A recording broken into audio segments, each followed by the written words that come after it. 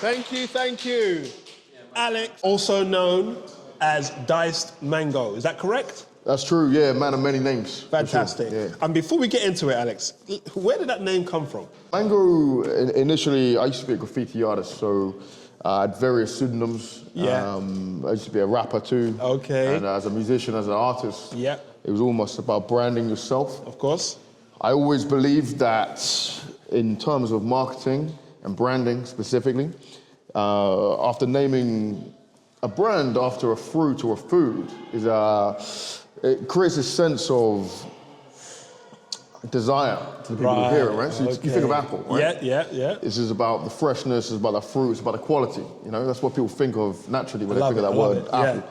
Similar brands, BlackBerry. I used to work for a brand called Lollipop many years ago, and the CEO of that, was the person who told me that message. So when it came to rebranding myself, I went down that route and thought of what's my favorite fruit. It was mango. Yeah. In terms of graffiti, it's generally good to have around 5 letters. Okay. Symmetry. Yeah. M and G are quite interesting letters. The O is always fun because you can turn into characters and stuff. Yeah. So it kind of was an amalgamation of things. I love that. An amalgamation of ideas. Of course. And you are that sort of man, because I'm looking at your rap sheet. It's extensive. A few things jump out. Behavioral scientist. Yes, yeah. A man with dreadlocks who is a behavioral scientist. That is a first for me. That's a good thing, right? I know. So tell me all about that. Well, so in terms of what I do for work, a large part of it is experience design, right? Yes. So this is understanding why people take specific actions on digital platforms such as apps and websites, right? So what we need to understand is why people are making the decisions that they're doing. But this also crosses over into marketing too. So why do people make the choices they make? Yeah. So understanding the human mind, as much as understanding reality as a whole. So for example, physics is another thing I work on. I'm somewhat of a physicist too. Yeah. But understanding what everything is leads you to the questions of why everything is, and therefore we can then solve these problems. Everything in design, everything in marketing, everything in behavioral science is all about understanding why we need to do something. Yes. And by understanding why, we need to ask the questions. Yeah. So behavioral science was something for me where I felt it was an important field to discover, to understand why people make the decisions they do, and then profit from it. Amen to that. That's the truth. How have you been able to take that information and that love of learning and understand men's mental health journey? Well, in terms of men's mental health, and mental health as a whole, I believe is exacerbated by social media generally. Yeah. I work in the industry where we try to keep people engaged into products, specifically apps and websites, right? Yeah. That's the purpose. Yeah. We know exactly where they're clicking, how long they're staying on a page, what they're interacting with, and why they're interacting with it. Yeah. And unfortunately, to do this, you have to use some sneaky techniques. Right. I believe the exacerbation of mental health as a whole, which over the last 20 years, actually, you know what, specifically when I believe Facebook first came into prominence, not when it was created, but when it started getting major popularity. Yeah. Huge spike in mental health as a whole, male, female, changes in society. I believe realistically when it comes to the brain and psychology generally, there is a difference between psychology before social media and after. That's indicative with information such as, with issues such as schizophrenia. In the past, a lot of the time, people would have issues where they would be using religion as sort of their thinking point for a lot of their delusions, for example. However, since the birth of social media, nowadays, it seems to be TikTok followers, Instagram followers, getting reactions online, what they've seen online, paranoia about people seeing them online and stuff like this, or even going viral. And, you know, this idea of somebody going viral seems aspirational. People assume you go viral, you make millions. Very You true. don't. I mean, most of the time you go viral, you've done something ridiculous in a public forum, or you've said something. You know, Bonnie Blue had sex with 1,056 men. Yeah. and she's now one of the most famous people on the internet. Andrew Tate became a misogynist, a adjudicated rapist, and a sex trafficker in multiple courts around the world. Yep. And now he's one of the most viral people on the internet. Yeah.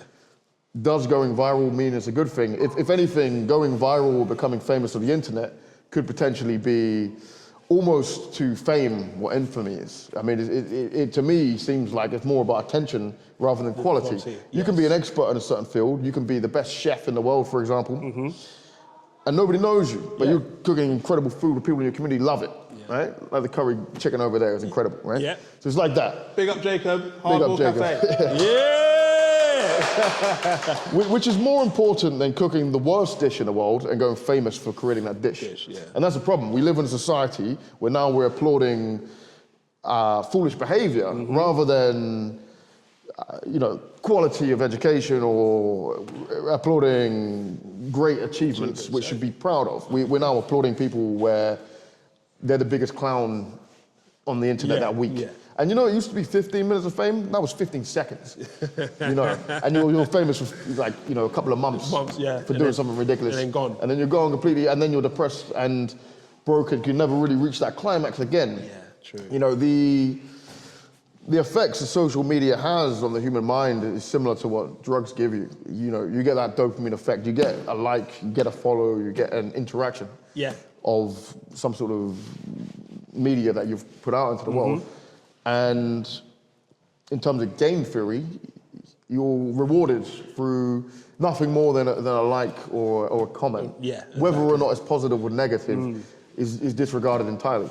That young men should not be chasing that online validation in any way, shape or form. Nobody should be.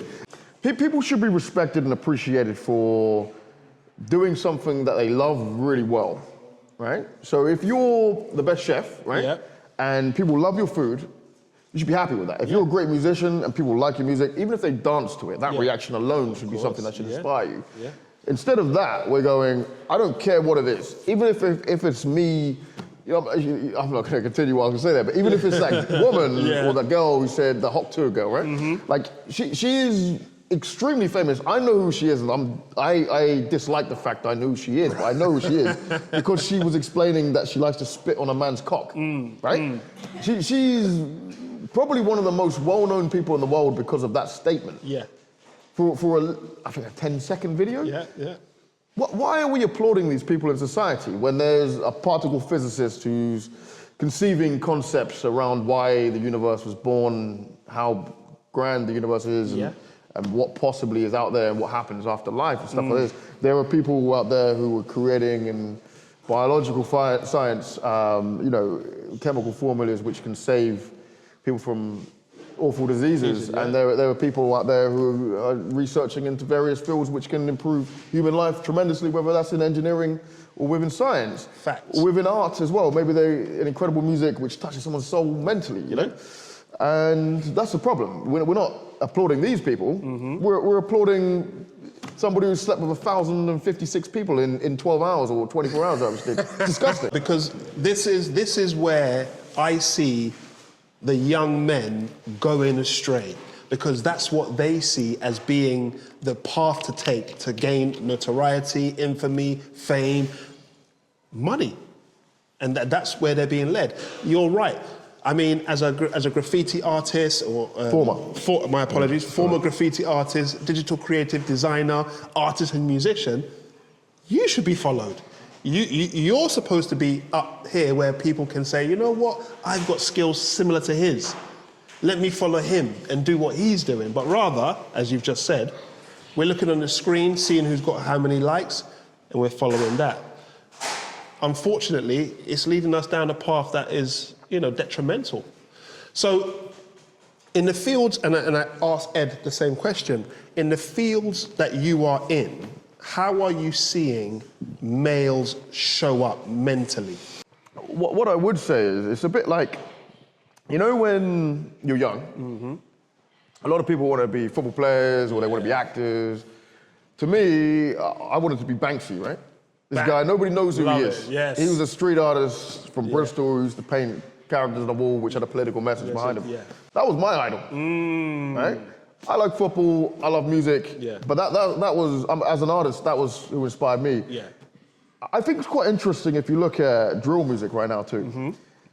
I don't know, I say right now, I don't know how relevant I am. I'm probably a bit outdated with current, pop culture and music, but there's a lot of drill rappers who were coming on stage with masks. You look at rappers like Cass is Dead as well, like nobody knows what it's about, but you can probably find out if you look on Google. But I like that. That anonymity is something I believe once you actually get famous, people actually want. If, for example, if you see like someone as famous as Johnny Depp or Will Smith even, that level of fame, right? Or Mike Tyson level of fame, or pick your character. Like at this point, they just want to go to Ipswich right now and go to a small pub, and they will go out of their way to put on the disguise and go there, whether that's literally going to a professional Hollywood makeup artist and go there. And they will go and enjoy a meal with their mother, and nobody knows who they are. And that is almost a circular path. You want the fame, you get the fame, but then you realize, actually, do you just want to be able to go and have a meal with your mother? Do you just want to go on a date with your missus? Do you just want to go and take your kid to the park without getting hassled? Do you just want to go and walk your dog? I think that there is this misconception that being well known is a good thing. It's terrible. If you couldn't go down to your local pub without, if Ed Sheeran came to Ipswich today, the most famous pub in Suffolk right now, if he came to Ipswich today and he went into Isaac's, large pub, right? The place would be swarmed with people taking photos, wanting autographs. There would probably be about 10,000 people who came, well, probably even more than that. More than that, yeah. And like they would have the bouncers stopping them. There's not a life, man. True. You don't want that, you know, and I think that there's no way we should be aspiring to have that.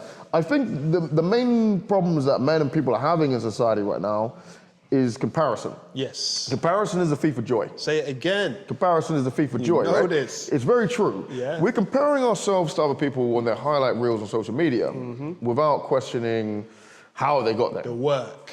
The work. Sometimes it's not even work, though. Sometimes it is work, and that's when I applaud it. If somebody's an incredible musician or sports or entertainment or whatever they do, and they've done it just by being great or something, of course, or a chef or a plumber, whatever that is, I applaud that. But when somebody is extremely well known for nothing, we've got to stop applauding these clowns. Because then they end up becoming the president of the United States of America, for example. And here we are. So with that being said, do you see or have you experienced that the males in these industries, especially the film industry, have you seen them being genuinely male, or are they playing a character and a role? Well, the thing is about being in the film industry, right? There's so much high standards you need to reach, right? Right, okay. The most famous actor in the world, I believe the highest paid actor in the world right now is Dwayne Johnson, The Rock, right? I used to watch wrestling. I was a big fan of him growing up, actually. He's a great man. He is, yeah. However, the guy's huge. Yep. And I think he's about 6'5", something like that. So he's pretty tall. Yeah. To even get to the point where you could be in that situation is extremely impossible. Well, near impossible. Nothing's impossible. Yeah. But it's extremely hard to do. Right? If you take someone like Brad Pitt, sorry, I'm giving these old references. I'm a little bit old now, but I think he's about almost 60, late 50s. I don't know, mid 50s. Don't quote me, right? Somewhere around there. The guy's got a better body than your average 20-year-old, right? You take somebody like Will Smith. Similar thing, incredible shape, barely any wrinkles, he's about 60 years old, right? Yeah. The unrealistic standards that the celebrities at the highest echelon present to us is causing mental health problems, right? The growing inequality in society, the fact that the wealthiest people in society have all the cars and everyone else is scrambling for the crumbs at the bottom is what's causing mental health problems. Yes. We're told if we work hard, we can achieve the same thing as somebody who was given £1 million by their father. It's a fucking lie, right? True, we are fighting for the same shit for people who have everything.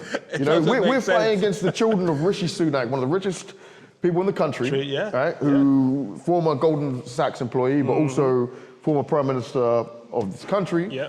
His children will be millionaires, he will be millionaires, they already own tons of properties. The fact that the basic aspirations that we have are taken away from us, mainly because capitalism is a dying form. For example, it was a bit like a pyramid scheme. If you came into it, or if you were born actually, it makes more sense, after post-World War II, at that point, the likelihood of you achieving the basic stuff, getting a house, getting a car, having a job, was easy compared to right now. We now live in a society where the basic shit is extremely hard, But on top of that, as a man specifically, if we want to go down that route, Yep. traditionally men were valued on their ability to provide. Yes. Right? And we still are to an extent. Well, we still are. We still are, yeah. But the fact of the matter is, it's more difficult for us to provide the basic stuff which was easier for our grandparents or our parents to do. Yeah. And now we're competing against the ultra rich because the percentage of wealth is just being distributed to the wealthiest people in society and not actually, for example, ideas like the American dream are dangerous. It breaks people. It does break people, yeah. Men nowadays believe if they don't work hard, they will never succeed. However, if they do work hard and they don't succeed, they're now hard on themselves because they believe it's their fault. Because everybody's saying to them, well, you should have worked harder, you got to keep going. Yeah. However, in reality, no matter how hard you work, sometimes you're just not lucky, you're just not rich enough. The only way you can guarantee success in society is by having a rich dad.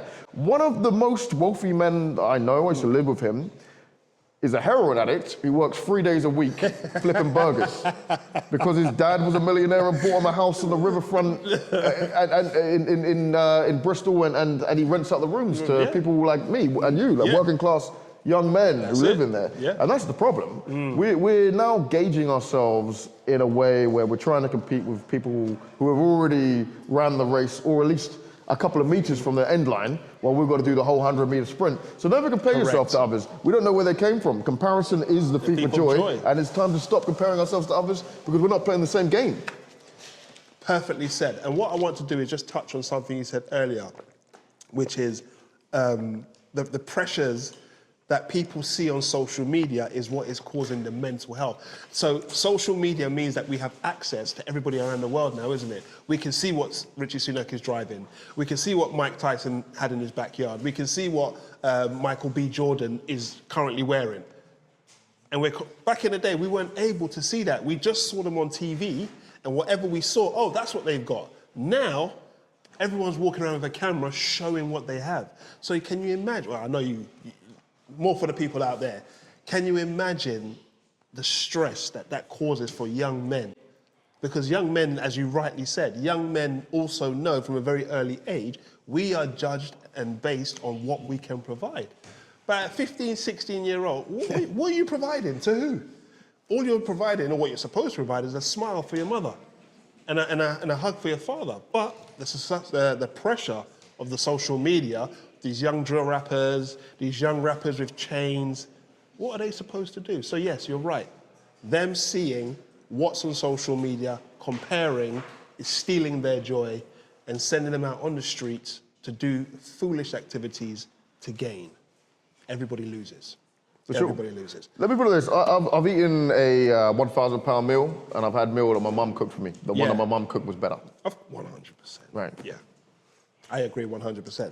So, as a designer, what kind of, are we talking fashion? Are we talking film? Are we, what are you designing and how? I'm an experienced designer, but it's based on psychology. It's why people interact with websites or apps. It's understanding user experience design, we call it. So the user, the center of the design, there is an aesthetic value to it, but it's predominantly about psychology and understanding why people interact the way that they do. There is definitely a level of visual animation and visual design, but predominantly, I believe that the core and the good design is more about how it makes someone feel. Yeah.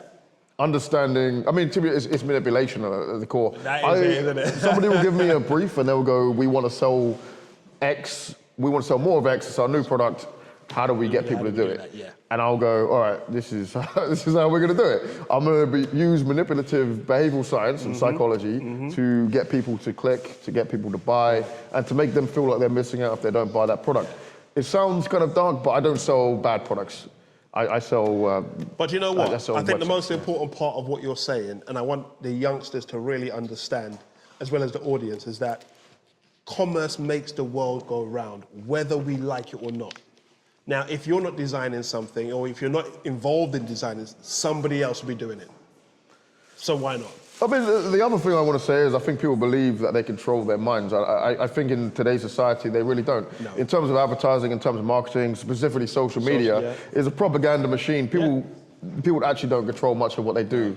And understanding how simple the human mind is It really is super easy to just convince people to, you know, buy whatever product you want them to do, to listen to whatever song that you want them to do, to buy whatever brands that you want them to do. People don't like Louis Vuitton products. They like the fact that other people see them with Louis Vuitton products. Fact. People don't like driving the brand new Mercedes. They like driving past people seeing them in the brand new Mercedes. I had a brand new Mercedes and I got rid of it. It felt great driving around people I didn't like. I'd beat the horn and go, hey, how you doing? But, you see me rolling. Exactly. But I got rid of that and now I drive an old one because I like the way it drives and I like the look of it. Very simple. And it cost me a fraction of the price and I prefer that. And that's where the win is, understanding that, look, it's a fraction of the price. If that's what brings me joy, allow that to bring me joy. Now, before we have to leave it there, can I ask you, if there was one app or one website that you could design for young men to help engage them in understanding their own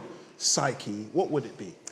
I downloaded an app the other day. Damn, he's got it already. He's got the answer. It's called Minimalist Phone, right? Minimalist Phone. Have you seen this one? I haven't, no. It's really good, right? It allows you to transform your phone to the point where all of the colorful apps, all of the notifications are hidden, and you basically just get Helvetica, which is like a basic type, and it's just black and white. Okay. And to enter Instagram, you've got to click on, it's just a boring phone. There's no gimmicks on it, right? And same with Spotify. Everything's basically just stripped down to just text, black and white, right? Yeah. Imagine the internet in the 90s. Just how it used to be, Yeah. However, also, you know, it goes into things like Instagram while you're using it in 10-minute intervals. You've been using it for this long. You know, you should stop. So I like the app. That's something I would do. On my final note, though, what I would like to say is the only way that you can beat capitalism is by enjoying your life, and that's it. Quite frankly, it doesn't matter how much money you have because you can always want more. It doesn't matter what you believe, you know, you can achieve. Fuck all of that. Yeah. All you need to do is try and find a way, not even be happy, to be satisfied and content. And what I mean by that is it's more about just not hating your life. If you trade your time and your life to be working in a job that you hate just because it allows you to survive, you're wasting your fucking life. Yeah. You know, you want to be enjoying your life. It's the only way we can beat capitalism, and we live in that society right now. That's all we got. So we gotta find our ways to do so, because if not, we just end up as a slave to a CEO who doesn't give a fuck about us. That is correct. Before you go, are there any social media platforms that you would like the people to find you on, follow your work on? Anything that you would like to? I got an animation coming out in the next week. And you've got an animation coming out in the next week. Okay. It's an animated cartoon, so... Designed by yourself? Illustrated, design. The music's not done by me. I'm collaborating with a French artist. It's going to be it's going to be played at the Lyon Festival of Film in summer. I've got a tight deadline. Hey!